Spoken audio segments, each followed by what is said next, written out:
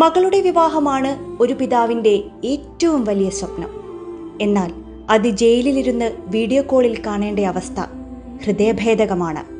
എങ്കിലും തൻ്റെ ജീവിതത്തിലെ ഏറ്റവും വലിയ നിമിഷത്തെ, ഒരിക്കലും കാണാൻ കഴിയില്ലെന്ന് കരുതിയ നിമിഷത്തെ വീഡിയോ കോളിലൂടെയെങ്കിലും കാണാൻ സാധിച്ചതിൻ്റെ സന്തോഷത്തിലാണ് ദുബായിൽ തടവിൽ കഴിയുന്ന ഒരു പ്രവാസി.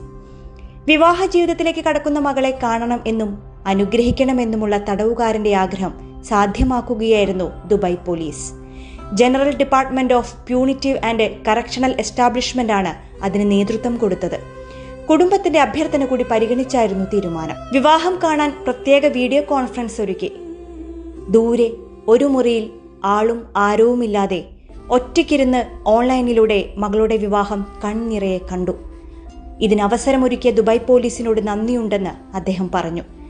തടവിൽ കഴിയുന്നവരുടെ മാനസികാരോഗ്യത്തിന് പ്രത്യേക പരിഗണനയാണ് ദുബായ് പോലീസ് നൽകുന്നത് എന്ന് മാനേജർ ജനറൽ ജുൽഫാർ പറഞ്ഞു.